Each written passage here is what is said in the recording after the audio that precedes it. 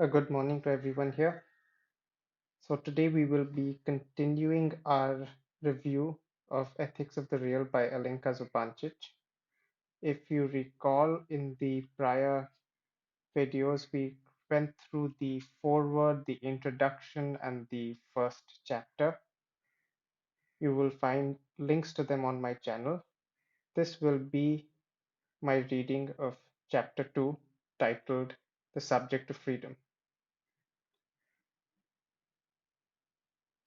To begin, recall in the earlier chapter we encountered how an ethical act is not necessarily an act which is in accord with duty, even were the subject to be its author. For an act to be ethical, according to Kant, its motivating force must be the act of duty itself, or perhaps its explication. Yet, Jacques-Alain Miller also notices something akin to the divided subject in Kant's logic. From his critique of practical reason, a dichotomy appears between the subject who acknowledges the good life and the pleasures which come with it.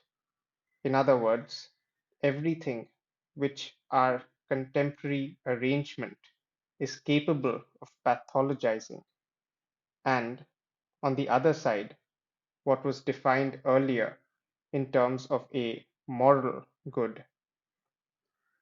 The recognition of this as a moral good would, of course, lie in its ability to redeem the pathos of the former culture, or rather, capable of articulating that which is unsaid, or perhaps cannot be said, in adhering to the psychopathology which characterizes the relations with that which are required to persist, that makes a life of pleasure possible.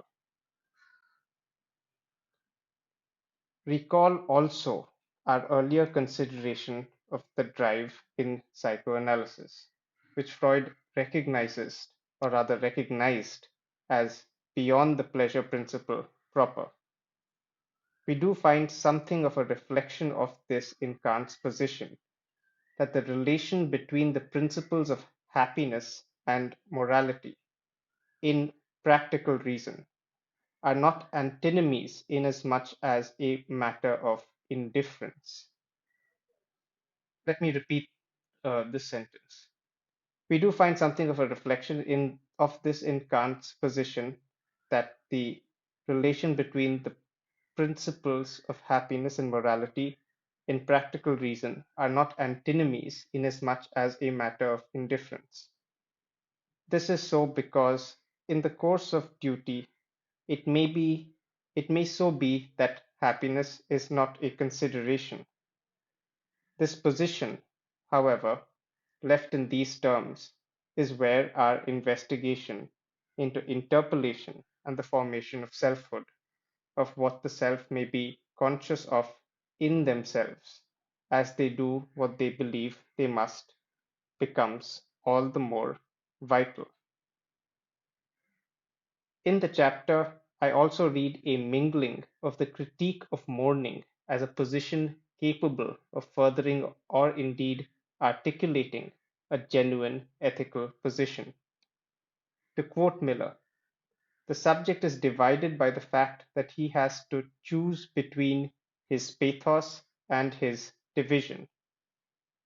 I again highlight the importance of our understanding of the mechanisms of interpolation. We believe we are called to in any such commitment, or indeed creation, of divisions as such.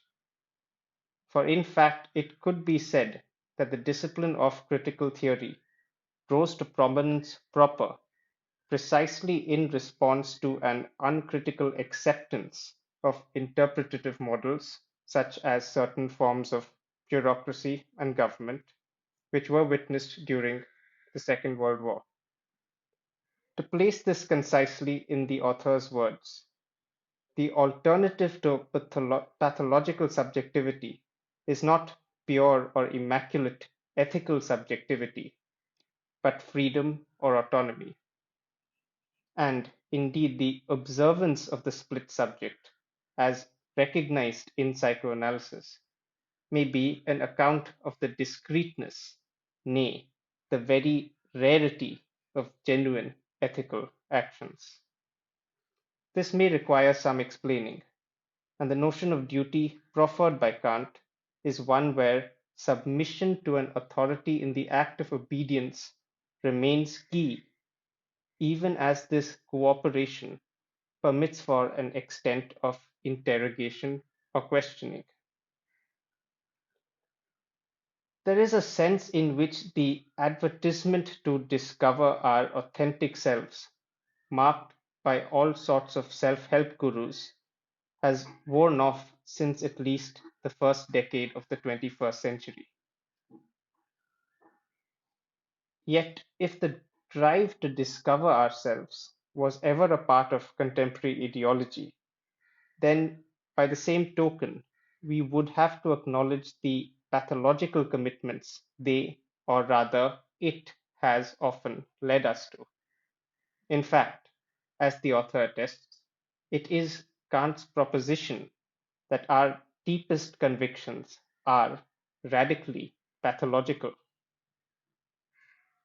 If one were to consider what a free act could be from within these terms, it does appear that such an act would be free principally from the subject's own tendencies, constituting, as it were, a break or rupture, in this sense heteronymous.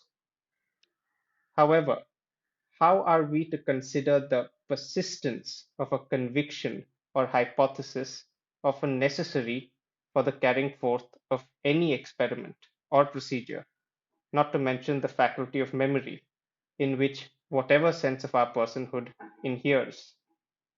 And would not such a tarrying with the negative be the properly ethical act?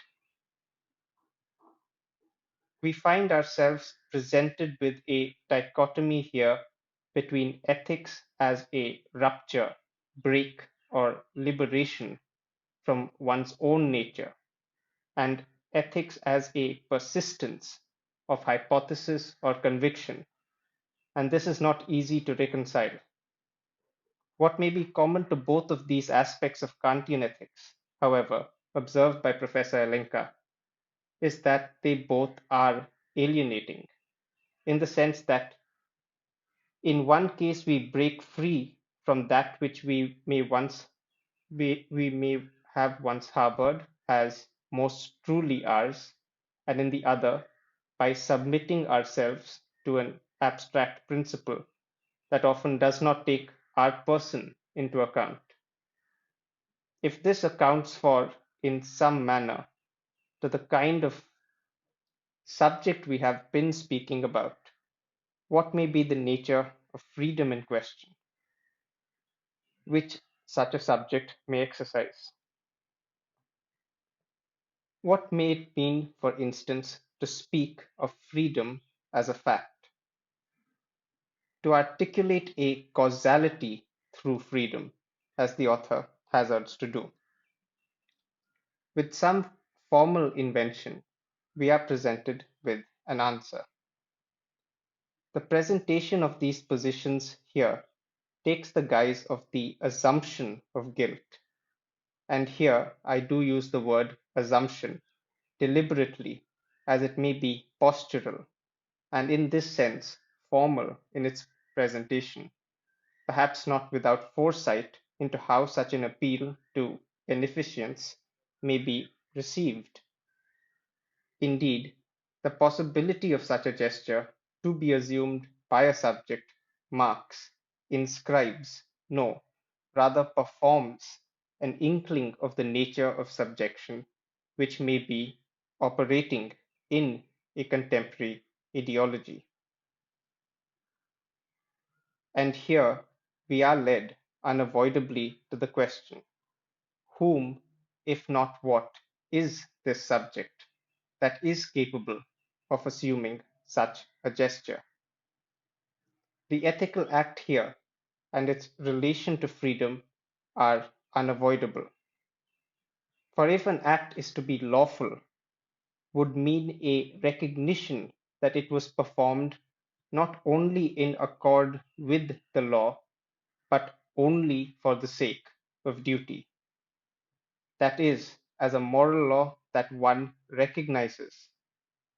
Then, before a judge or jury, the defendant who may speak on our subject's behalf cannot but recognize in such acts the possession of the faculty of freedom. I think speaks of this elsewhere when he mentions that even when I may identify not merely with my act, but also with the purpose for which it may be done, I would still require a degree of self consciousness, a knowingness, I think is the word he uses, for me to recognize such acts as my product, an assumption of the position of their author, as it were. The reference to Sartre here is not a mere aside, as the author of the text before our consideration, Alenka Zupancic, also seeks to present a philosophically motivated critique of psychological freedom, in the order of it being just another kind of causality. Here, this serves not merely as an act of demarcation, but a step, perhaps even necessary for the subject to assume or realize her autonomy. The study of Kant persisted with in this text here begins to show its applications, where an individual usually believes that they harbor the most freedom in the domain of their psychology. Kant insists on the primacy of the pathological, perhaps in the form of a senseless repetition. The subject of freedom here is internalized, or expressed if you prefer, only when the order which serves to circumscribe a subject is sublated, that is, understood to be one among other orders whose purpose and inconsistencies form a possibility. Put differently, were a subject to grasp the contingency of the law to which they see themselves bound, they may recognize in this formation the possibility of remaking their bonds. It is instructive here to remind our possible onlookers regarding the position of the other in Lacan's discourse. In our experience of freedom, our possibility of expressing it hinges upon a symbolic order that we think through. Here, the other is effectively a break in the consistency of our symbolic universe, an interruption, as it were, yet one which may also alert us to another way of inhabiting such a symbolic order. And here we may be compelled to admit that in this regard the other is not really other to us, but perhaps experienced as a subversion to synchrony, which by its very homogeneity had been invisible earlier. The other, however, to be truly other, could not be a mere interruption in the coherent ordering of our universe.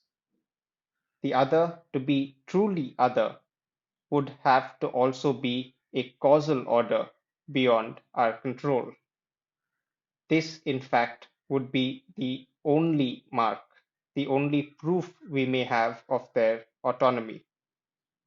And it is very easy to make too much of this point, however necessary it may be for the constitution of a subject. There is a sense in which we mediate our relations with the other via the engagement of the symbolic order by our discourse. And it is important to recognize that this engagement is also a mediation, a way we may have of introducing the other to ourselves, our preferences, dislikes, predispositions, and practices. It opens these out for scrutiny and provides common terms via which we may understand each other. Such an understanding is never absolute. However, inasmuch as the experience of the other is mediated by the symbolic order as well, we think through language. Our relations are mediated by institutions and custom. Often, we are most unfree when we lack the very terms via which to express our bondage, as Zizek once argued. In reading her text, particularly her presentation of Kant's use of the category of the other, I cannot but discern a degree of faith which our author posits in Kant to, or rather for, the other. And indeed, this would hold true for the three members of the Troika concerned who have led the Lubana school of psychoanalysis, Zizek, Dollar, and Zupancic. Following Lacan, would insist on reading Sade and that pathological kernel which has to persist in a given epoch as the truth of Kant. And yet it must be said that this testament to perversion, if you will, has allowed for unique possibilities in terms of how we may influence a subject, at the price, however, of veering dangerously close to rhetoric. Allow me to present a quote. In other words, where the subject believes herself autonomous, Kant insists on the irreducibility of the other, a causal order beyond her control. But where the subject becomes aware of her dependence on the other, such and such laws, inclinations, hidden motives, etc., and is ready to give up, saying to herself, this isn't worth the trouble, Kant indicates a crack in the other, a crack in which he situates the autonomy and freedom of the subject. End of quote. And here, perhaps prematurely, I must indicate to onlookers and overhearers that this does appear to be an agential reading of the other, and in this rendering, perhaps the whisper of an invocation to some Bacchus-like playfulness, satirical jouissance, and other such rhapsodies, which may perhaps have once led an old Greek to call this discipline the dear delight.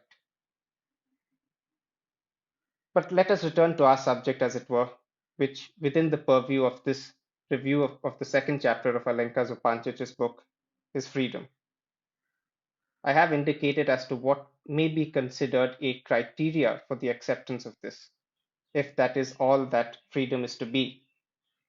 Yet, as with any declaration or maxim, the grime appears in the form in which it presents itself, and how we recognize this. The author realizes this and chooses to explain the situation via the Lacanian maxim, there is no other of the other. What does this mean? To quote, in other words, the other itself is inconsistent, marked by a certain lack. What Kant is saying is that there is no cause of the cause. This is precisely what allows for the subject's autonomy and freedom. And while this may have been touched on earlier, I would like you to notice the formulation, there is no cause of the cause. Here, there is a certain kind of singularity insisted on, a singularity which perhaps is not dissimilar to the interpretative moment which our study began with in Judith Butler's tracks, as she took up this old and unfashionable Althusserian concept, itself perhaps nothing more than a religiously infused mask for Sartre's example of a child peeping through a keyhole, which too, like so much in this world, is a borrowing. The subject which the author would like to present before us, however, is that of freedom. And when she says here that there is no cause of the cause, it must be read in the light of the fierce debates and reactions against the various individuals, creators, artists, and the labor movement in general by that strategy which we now know to be subsumption, which they are compelled to resist, and this is an issue which we will return to. The perplexity of the position held by Kant that freedom presupposes morality is brought forth to a degree by the author in her depiction of the relation of the subject to their freedom, as expressed in acts. This is done via the question of the morality of these acts, and whether the subject acts as their agential author, that is, one who is self-conscious of them in their undertaking. There may be an extent, for instance, via which the subject is not truly free in any act, being compelled by duty, obligation, or n number of bondages. And yet, for the act to take place, the necessity of the subject remains, and in this sense, ultimate responsibility does rest with them, it may appear. The other way in which the subject is conceived is via its relation to causality. However, the author would highlight that in Kant, the subject is never a mere product of causal determination, leaving them inert or merely a result. Rather, the subject is that which makes the relation between cause and effect possible. The axis of this text remains a reading of ethics via Kant and Lacan, and the depiction of the subject provided above is likened to a similar move by Lacan in his break from structuralism. If within the structuralist tradition, the subject is likened to the structure, and in psychoanalytic discourse, our very utterance is ultimately addressed to the other. The Lacanian intervention here is to introduce the subject as not the other itself, unmediated as it were, and appealed to perhaps in prayer or invocation, but as correlative to a gap in the other, a gap which may perhaps be discernible in the symbolic order itself. The author puts it as, quote, the point where the structure fails to fully close in upon itself. And here I would say that the Lacanian formulation of the pass as a possible end of psychoanalysis may be of some interest to readers. The critique against psychologization of the subject, its de-psychologization, as the author puts it, is indeed a radical one, which takes up conceptual arsenal against the more traditionally conceived notion of the ego, however useful it may be to personhood. The psychoanalytic notion of the divided subject is incompatible with such an understanding. Zupancic here, like Zizek in The Most Sublime Hysteric, following Lacan, defined the subject as the relation of the I to the act of enunciation, a seal, as it were, that would ward the psychoanalytic discipline against any potential act of usurpation via a cult of personality, as it were, to bring forth the possibility of the analysis of a discourse via an appreciation of the role of the parties who constitute it.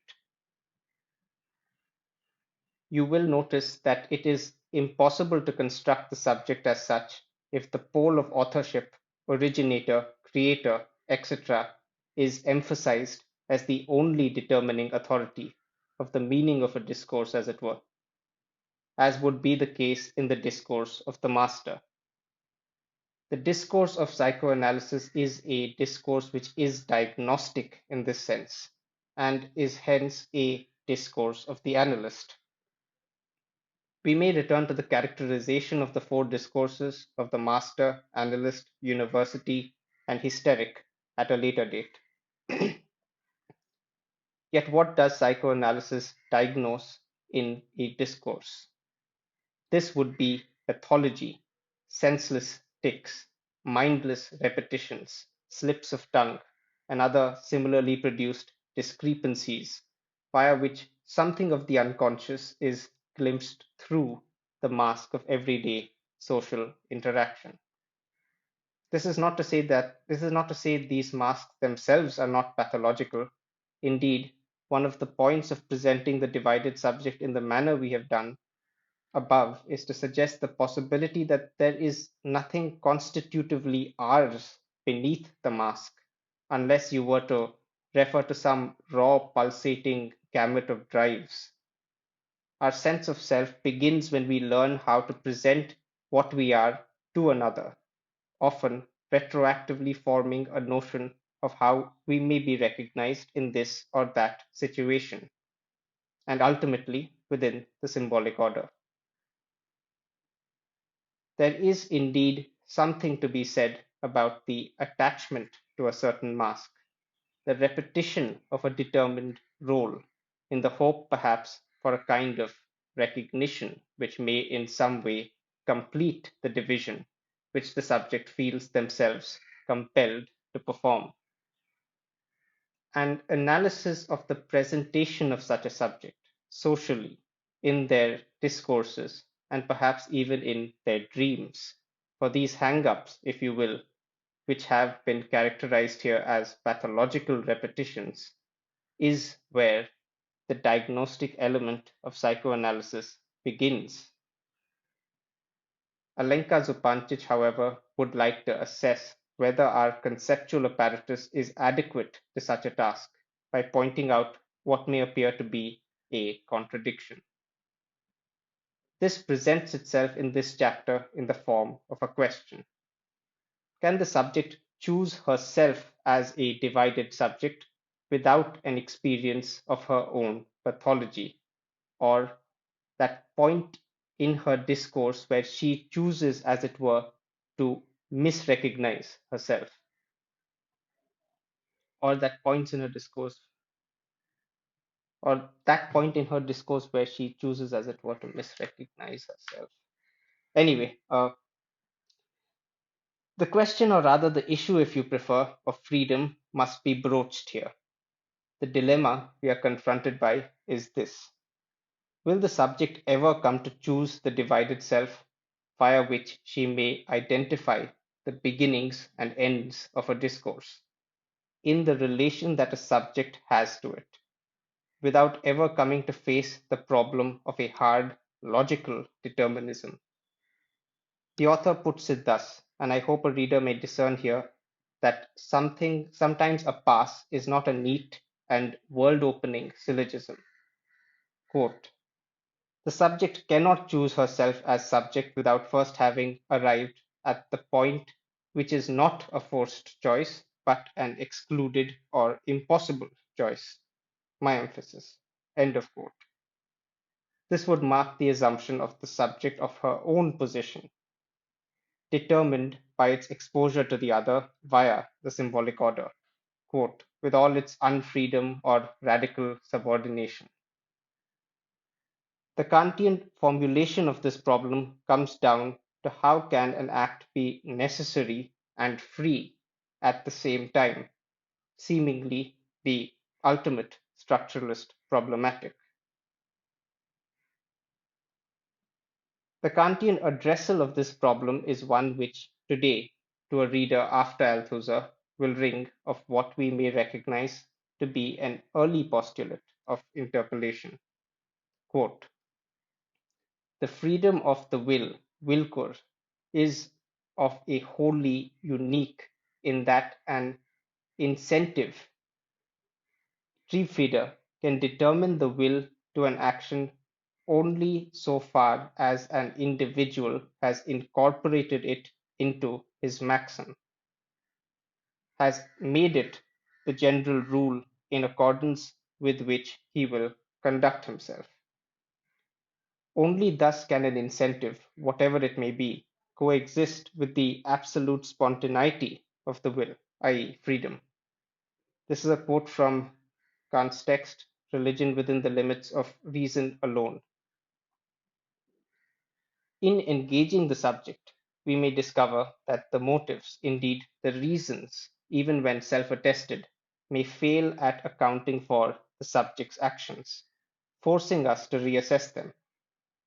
And yet this becomes tangible against the background, as it were, of a discourse which at least the two of us agree is mutually intelligible and in this sense common. The unpredictability of an action, as this text presents, will never be able to account for the capacity for freedom, simply because it lies as a testament to our ignorance. Freedom, for it to be recognized, can only be done so from the paradoxical perspective of law and necessity, including, I might add, subjective necessity, or what a subject may feel compelled to do, not discounting the possibility of other motives and even pathological interests which may have been compelling her.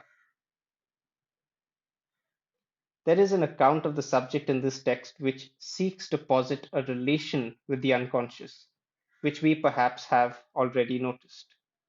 Yet, to what extent does a subject choose their unconscious, so to speak? Or would it help to consider the subject as the subject of the unconscious? For if the latter were to be the case, then we would be compelled to consider the fact that the subject may have already incorporated a certain association with an object as their maxim, or triebfeder, as Kant may have put it. We may very easily imagine how this may take the form of something as mundane as a sugar addiction, for instance, and how very easily a conscious association may flee were a subject to perhaps be engaged elsewhere. If, for instance, the object in question were to already be incorporated into the drives of the subject, unconscious as it were, then, quote, I can't help it, it was beyond my control, I can't resist, etc., as predispositions quoted by the author may be possible responses when the subject is questioned regarding their association with the object. Such a position, of course, reveals the proximity of the positions of the fetishist and an addict, whether hysterical or not. Yet the author, however, does present the subject as subject of the unconscious, as one who, in the last resort, may have chosen it. And this does appear to be paradoxical. If the unconscious were to be truly unconscious, it could not be a choice, unless we are saying that it may have initially been a choice and then perhaps receded to the unconscious, in which case this would not be an unconscious which is alive to the present, the symbolic order, and the other, but one which may have simply been already determined in the past, and by the force of that very determination, a memory, and not simply unconscious. Yet this is not delved upon in this text. I would also like to state that the account, or rather the principle of individuation that is presented in this chapter, may not be very carefully constructed. To quote, we have said above that we can understand the subject as the other of the other. Here, the first other is used to identify the interpolated agent who identifies with a given symbolic order. And while this construction has the advantage of being generic and hence provide the framework of a properly analytic point of view, it would leave ambiguous, incomplete, or forgotten any reference to the singularity of the relation between these two, which is what any understanding of the subject would be constitutive of proper. Let me repeat this particular sentence. We have said above that we can understand the subject as the other of the other. Here, the first other is used to identify the interpolated agent who identifies with a given symbolic order. And while this construction has the advantage of being generic and hence provide the framework of a properly analytic point of view, it would leave ambiguous, incomplete, or forgotten any reference to the singularity of the relation between this two, the two others, which is what any understanding of the subject would be constitutive of proper. This particular conundrum does make a review of the question of individuation and its relation to interpolation interesting, not to mention a far more thorough engagement with such a Lacanian construction as in Badiou's theory of the subject. Yet the author, Alenka Zupancic, does offer us another definition of the other, as the object cause of desire, and this does seem to posit it independently of the subject, which may indeed identify this objectitia in the symbolic order. What kind of subject are we now left with, and how would we be capable of identifying an ethic here? Some insights are provided. Quote, the ethical subject springs from the coincidence of two lacks, a lack in the subject and a lack in the other. End of quote. The first may be the moment of the forced choice, when we are compelled, etc. The second may be that to whom we address our discourse, or perhaps by what we are compelled. There are some matters which are unclear to me, however, when the author insists that Kant's postulate of de-psychologizing is the postulate of determinism. There isn't adequate evidence in the text for us to follow this corollary. It also lays the stage, as it were, for the rather blustering pronouncement that the subject is forced to confront herself as the mere object of the will of the other, as an instrument at the hands of mechanical or psychological causality. End of quote. More interestingly, however, though perhaps slightly myopic in the grasp of the subject as the effect of a cause which cannot be located in the other, and here we may be inclined to return to Badiou, who actually does temporalize this sequence. For any matter of insight to be shareable, that is, common, we would have to be able to locate or represent it in some manner or in some way via recourse to the symbolic order, which becomes the medium, as it were, via which an appeal, command, or even declaration to the other is made. In this sense, the author freezes a temporal moment prior to the representation of the subject by emphasizing that its cause will never be identifiable in the symbolic order itself, even as it serves as a medium of its transference. And here I would cease to follow this argument on two counts. One, a letter which arrives at its address may first have traveled to another destination, only to be informed that the addressee was no longer at the location and hence been readdressed. In this case, the symbolic order itself does seem to be the determining principle, which even plays a causative role in the delivery of the subject. Two, there may be modes of transference which have themselves yet to be formalized into any symbolic order. Indeed, inventions, encryptions, codes, etc., exist, as it were, seemingly to do nothing other than to resist a symbolic order. And I should add that instead of inventions, I might have put something more focused like secrets. To this, I might add sounds, practices, and perhaps consequently even symptoms, that beautifully universal word so decisively deployed by psychoanalysts in the quest to identify the mode of its, or should I say, their production.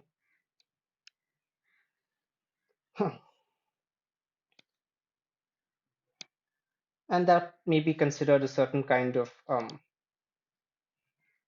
example of modes of transference which themselves are yet to be formalized into a symbolic order. And I guess someone that I have brought attention to here is Badiou. And one of the reasons why his account in the theory of the subject is as compelling as it is because he provides a model, so to speak, via which these new fissures or ruptures begin to be identified and formalized within any coherent and understandable discourse. And I think that's what makes some of his texts really engaging. But to return to our review, and with this, I should break my considerations and present any onlookers who may have followed us this far with a choice I too am confronted by. The engagement with Kant in this text draws upon him extensively enough to warrant an examination of the primary material, and the critique of practical reason is a text that I had picked up earlier. Yet, if we did arrive at Zupancic's ethics of the real to in some ways account for that which compels the subject, an ethics as it were, rather than delving into models of failed identification vis-a-vis gender, interpolative for certain, yet also a marker of resistance, then has our reading thus far been able to account for this? Should we perhaps withdraw to a less expressionistic philosophy in that in that great other reader of Kant, that is Schopenhauer, in his effort at accounting for drives and the place of the will in its capacity to represent any possible rendering of our experience? This is a choice that will be answered in the coming video and text, as it may require some thought on my part. And with this, I conclude my review of the second chapter. I hope it's been constructive in some measure in being able to follow the question and the argument that we had been tracing via our study of Judith Butler's Psychic Life of Power earlier, why we broke off our study of that text, and why we picked up Ethics of the Real to see what, in some ways, it compels the subject instead of merely constitutes them. I shall, of course, leave the text itself in the description below in the video. And as always, I do invite your comments, feedback, criticism, questions, of course. And let's see how it is that we can take this forward. I also would thank you for your time and wish you a pleasant afternoon. Bye bye. Good day.